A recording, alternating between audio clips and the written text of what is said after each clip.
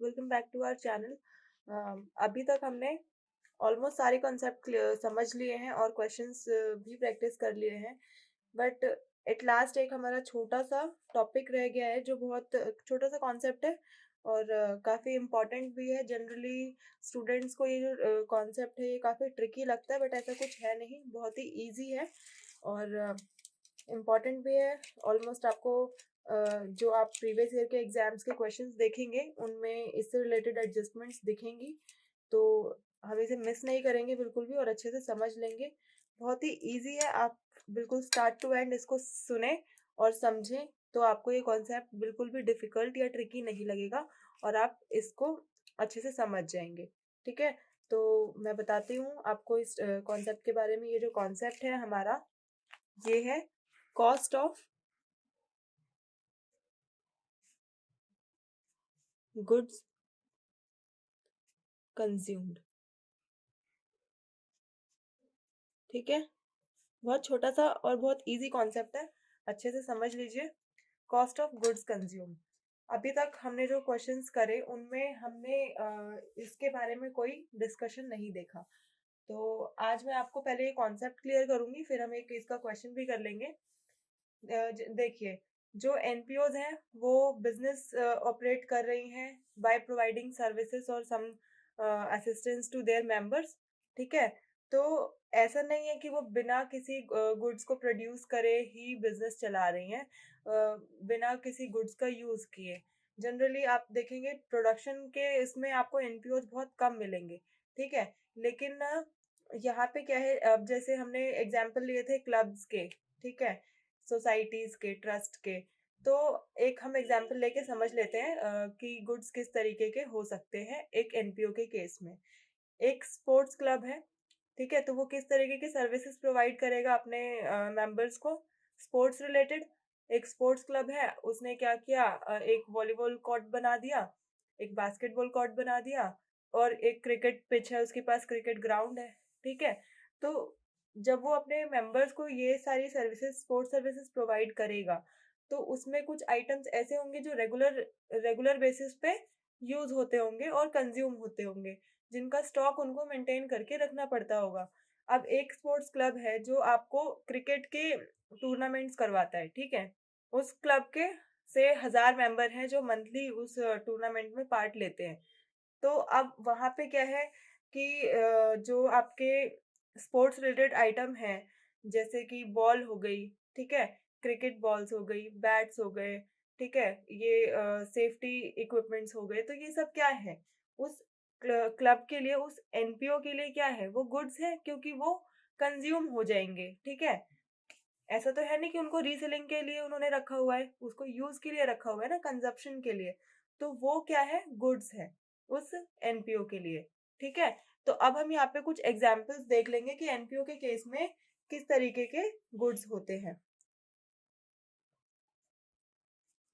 Goods के हम example note कर लेते हैं।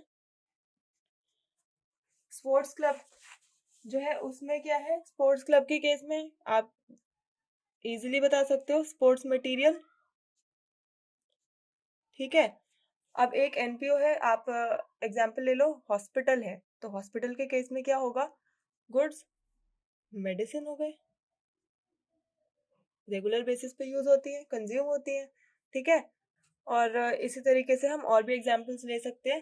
ठीक है, जैसे पोस्टेज, स्टेशनरी,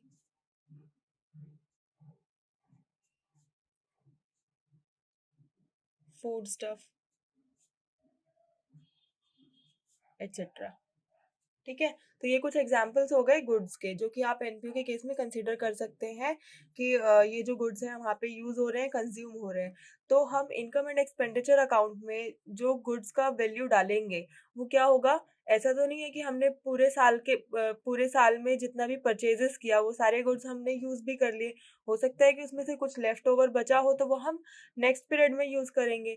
तो इनकम एंड एक्सपेंडिचर अकाउंट में कौन सा अमाउंट जाता है गुड्स का जो हमने कंज्यूम किया है, ठीक है। तो कॉस्ट ऑफ जो गुड्स कंज्यूम्ड है वो हम इनकम एंड एक्सपेंडिचर अकाउंट में डेबिट करते हैं। तो इसके लिए हमें कई बार क्वेश्चन में वैल्यू बिल्कुल स्ट्रेट अवे नहीं गिवन होगी, कॉस्ट ऑफ गुड्स कंज्यूम की हमें कैलकुलेट करनी पड़ सकती है। तो उस तरीके की एडजस्टमेंट जो आपके एग्जाम में आ सकती है वो हम डिस्कस करेंगे यहाँ पर। तो आइए देखते हैं कैसे ये वर्क करता है। आपको क्वेश्चन में क्या गिवन होगा, कई बार आपको जो गुड्स है उनका ओपनिंग स्टॉक और क्लोजिंग बैलेंसेस, ओपनिंग और क्लोजिंग बैलेंसेस गिवन होंगे, ठीक है। तो ये सब हम पहले ही डिस्कस कर चुके हैं। ओपनिंग एंड क्लोजिंग बैलेंसेस का क्या ट्रीटमेंट होता है। ओपनिंग बैलेंसेस जो है वो हम कहाँ भेज देंगे, हमारी ओपनिंग बैलेंस शीट में। क्लोजिंग जो है वो हमारा चला जाएगा क्लोजिंग बैलेंस शीट में। लेकिन हमें यहाँ पे जो ये कॉन्सेप्ट हम समझ रहे हैं इसका यूज क्या है, हमें इस कॉन्सेप्ट से ये कैलकुलेट करना होता है कि इनकम एंड एक्सपेंडिचर अकाउंट में हम कितना डेबिट करने वाले हैं।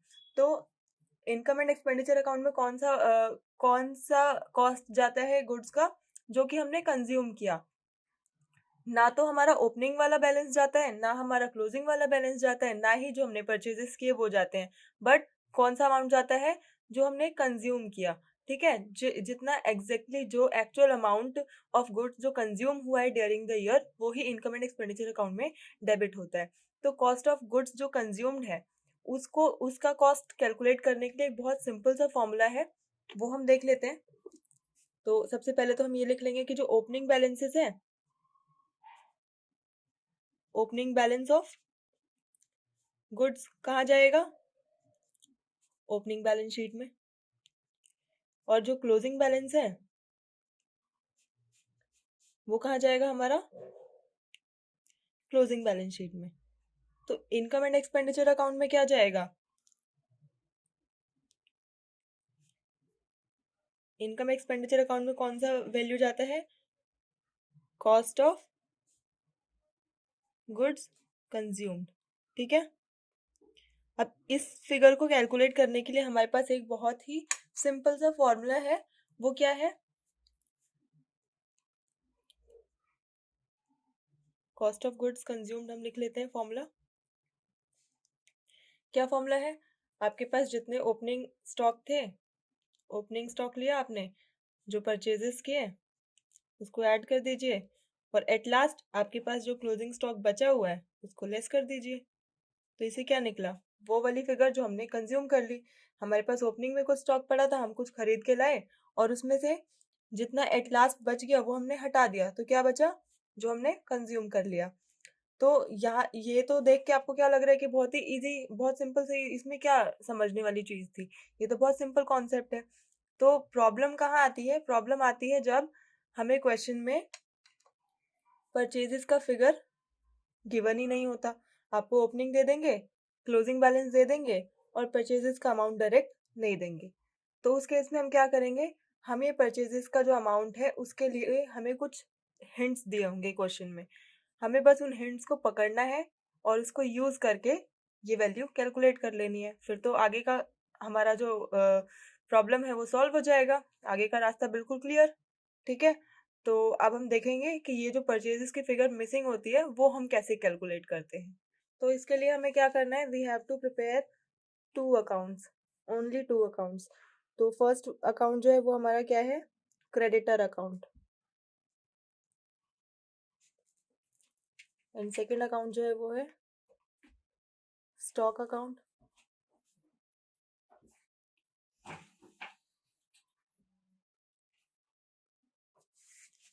ठीक है, तो ये दोनों अकाउंट्स हम प्रिपेयर कर लेंगे और हमें जो इनके रिगार्डिंग इंफॉर्मेशन गिवन होगी वो वैल्यूज हम इसमें फिल कर लेंगे। तो क्रेडिटर जो है वो हमारा उसका उस अकाउंट का जो बैलेंस होता है वो क्या होता है, क्रेडिट बैलेंस होता है। तो जो ओपनिंग बैलेंस गिवन है वो हम यहाँ लिख लेंगे by balance brought down. Stock account का ओपनिंग बैलेंस कहाँ आएगा, debit side, to balance brought down. Then इसका क्लोजिंग बैलेंस गिवन होगा वो हम यहाँ कैरी डाउन कर लेंगे, और स्टॉक अकाउंट का क्लोजिंग बैलेंस यहाँ आ जाएगा। क्लियर। अब इसके बाद जो कुछ इन्फॉर्मेशन आपको गिवन होगी, जैसे क्रेडिटर को हमने स्टॉक के रिगार्डिंग कुछ पेमेंट की, पेमेंट मेड टू सप्लायर्स या पेमेंट मेड टू क्रेडिटर्स। तो जब भी हम क्रेडिटर्स को पेमेंट करेंगे तो क्या होगा, तो जब भी क्रेडिटर्स को हम पेमेंट करते हैं तो क्या होता है, उसकी वैल्यू कम होती है, क्रेडिटर्स डिक्रीज होते हैं। तो क्रेडिटर्स को डिक्रीज करने के लिए हम क्या करते हैं, उन्हें डेबिट करते हैं, और जो पेमेंट होगी वो कैसे होगी, या तो बैंक से या कैश से। तो हमने जो इन्फॉर्मेशन गिवन होगी पेमेंट की वो हम यहाँ पे डाल देंगे, टू बैंक या फिर कैश। ये क्या है, पेमेंट मेड टू, तो ये क्या हो गया, payment made to supplier. Clear. अब जो भी इंफॉर्मेशन इसके रिगार्डिंग गिवन थी वो हमने क्या किया, इसमें प्लॉट कर दिया। अब यहाँ पे जो बैलेंसिंग फिगर आ जाएगा वो हमारा क्या होगा, परचेजेस। ठीक है, ये क्या हो जाएगा हमारा, बैलेंसिंग फिगर। ये फिगर हमें कैलकुलेट करनी थी परचेजेस की, वो हमने क्रेडिटर अकाउंट से कैलकुलेट कर ली। ठीक है। अब ये जो स्टॉक अकाउंट है, यहाँ पे क्या है, हमें ओपनिंग बैलेंस गिवन है, क्लोजिंग बैलेंस गिवन है, और हमने क्या किया यहाँ पे, परचेजेस से, जो हमारी परचेजेस है उससे स्टॉक को बढ़ा दिया, क्रेडिटर अकाउंट से ये वैल्यू यहाँ पे आ गई, तो हमारा स्टॉक इंक्रीज हो गया। अब यहाँ जो बैलेंसिंग फिगर है वो हमारा क्या हो जाएगा, by income and expenditure account, जो कि हमने कंज्यूम कर लिया। ये क्या हो गया हमारा, गुड्स कंज्यूम्ड। क्लियर। ठीक है।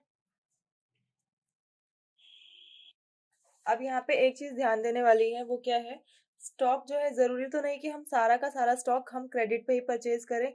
हो सकता है कि हमने कैश पेमेंट करके भी कुछ स्टॉक परचेज किया हो। तो अगर ऐसी कोई कैश परचेजेस हैं, कैश में हमने स्टॉक परचेज किया है, तो वो भी हम स्टॉक अकाउंट में टू कैश या टू बैंक करके कैश परचेजेस यहाँ पे दिखा देंगे। ठीक है।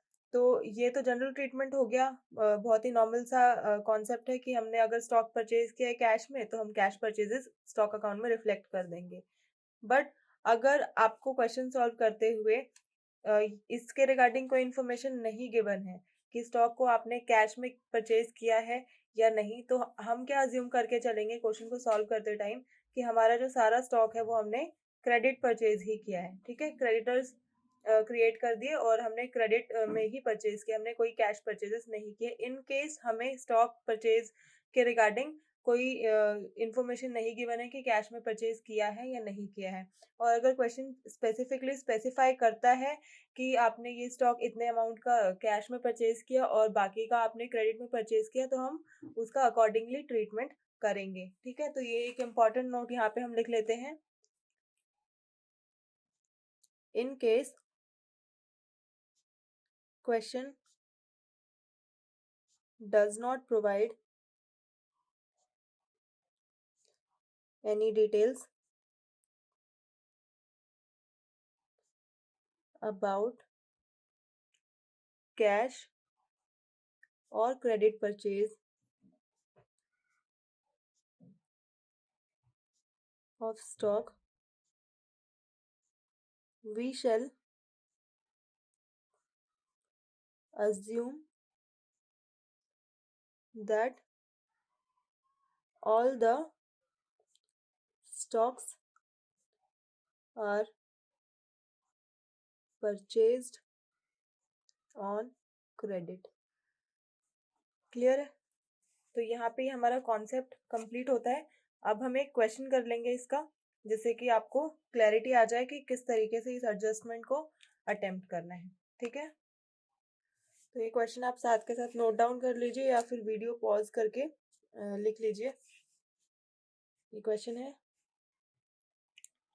ABC स्पोर्ट्स क्लब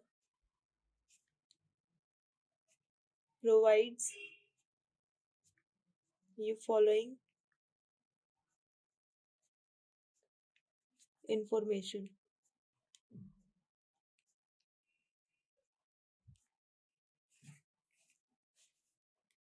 ये है एज ऑन 31 मार्च 2016। एंड ये है 31 मार्च 2017। ठीक है। Stock of sports material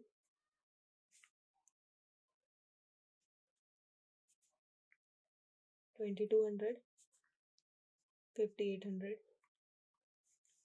creditor for sports material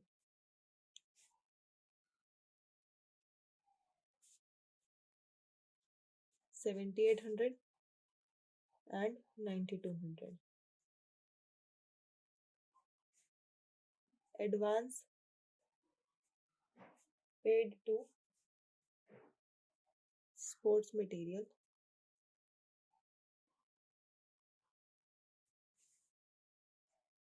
supplier 15,000 and 25,000। हमें क्या करना है और आगे इंफॉर्मेशन देते हैं। Payment to supplier during the year was 1,20,000। There was no cash purchases. अब यहाँ पे क्वेश्चन ने क्या कर दिया, स्पेसिफाई कर दिया कि कोई भी परचेजेस जो है हमारी कैश में नहीं होती, मीन्स सब कुछ क्रेडिट में होता है। Show the amount to be debited to income expenditure account. तो हमने ये क्वेश्चन नोट डाउन कर लिया। अब हम इसको सॉल्व करना स्टार्ट करते हैं। हमें सबसे पहले क्या करना है, क्रेडिटर अकाउंट और स्टॉक अकाउंट प्रिपेयर करना है। ठीक है, तो यहाँ पे हम लिख लेते हैं क्रेडिटर अकाउंट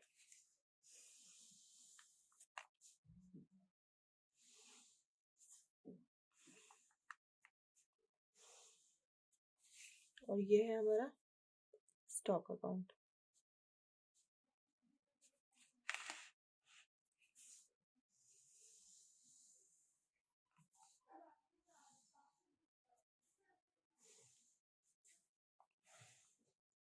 ठीक है, तो यहाँ पे हम सबसे पहले जो हमें ओपनिंग और क्लोजिंग बैलेंसेस गिवन है वो फीड कर लेते हैं।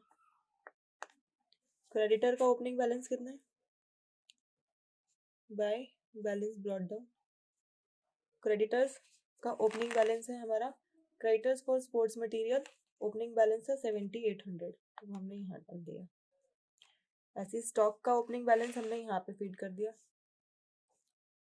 टू बैलेंस ब्रॉट डाउन कितना है 2,200। ठीक है, अब यहाँ पे हम क्लोजिंग बैलेंसेस भी डाल देते हैं। स्टॉक क्रेडिटर का क्लोजिंग बैलेंस कितना है 9,200 और स्टॉक का क्लोजिंग बैलेंस कितना है 5,800। डन। अब यहाँ पे हमें एक जो एडिशनल इंफॉर्मेशन गिवन थी, advance paid to sports material supplier, वो ये क्या है, हमने जो हमारे क्रेडिटर्स जिनसे हम सप्लाई लेते हैं स्टॉक की, उनको कुछ एडवांस पे किया था, तो एडवांसेस के भी बैलेंसेस बाकी है। हमने लास्ट ईयर एडवांस पे कर दिया था, तो हमारे ओपनिंग बैलेंस में इतना आ रहा था, और इस ईयर एंड पे भी हमने 25,000 का सप्लायर को एडवांस दे रखा है, तो वो हमारा क्लोजिंग बैलेंस हो गया। अब जब क्रेडिटर का जो नॉर्मल बैलेंस होता है वो क्या होता है, क्रेडिट। जब हमने उन्हें एडवांस दे दिया तो वो बैलेंस क्या हो जाएगा, डेबिट। तो हम यहाँ पे क्रेडिटर अकाउंट में ही इसको डील करेंगे और क्या करेंगे, टू बैलेंस ब्रॉट डाउन, ये क्या है एडवांस। जैसा हम सब्सक्रिप्शन अकाउंट में करते थे, एक साथ ही हम उसमें कई बार हमें आउटस्टैंडिंग भी होता था और एडवांस में सब्सक्रिप्शन भी रिसीव हुआ होता था, तो हम दोनों तरीके के बैलेंस साइमल्टेनियसली दिखाते थे उस अकाउंट में। तो यहाँ पे भी सेम वैसा ही हो रहा है, टू बैलेंस कैरिड डाउन। ये हो गया हमारा 15,000 और ये है 25,000।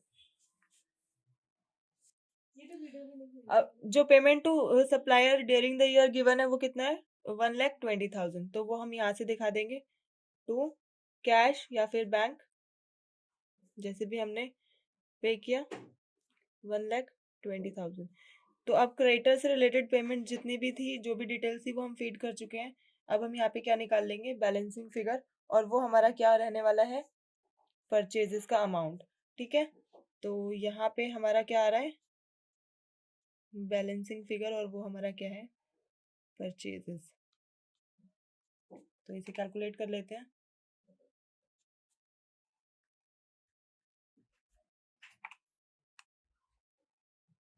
तो ये हमारे परचेजेस आ गए, और हमें एक चीज और गिवन थी क्वेश्चन में, there was no cash purchases. It means हमारे स्टॉक की जो भी परचेजेस हुई हैं वो कैसे हुई हैं, क्रेडिट परचेजेस, और ये क्या है, हमारा क्रेडिट परचेज है। इसके अलावा हमने कोई स्टॉक परचेज नहीं किया है बाय मोड ऑफ कैश। तो अब हम यहाँ पे स्टॉक अकाउंट में जो परचेजेस दिखाने वाले हैं वो क्या है, क्रेडिट परचेजेस। तो वो हम दिखा देंगे यहाँ पे टू क्रेडिटर, ये क्या है, परचेजेस। ठीक है, तो परचेजेस से हमारा यहाँ पे ये वैल्यू आ गई, और ये हमारा स्टॉक से रिलेटेड जितनी इंफॉर्मेशन अवेलेबल थी वो हम फीड कर चुके हैं।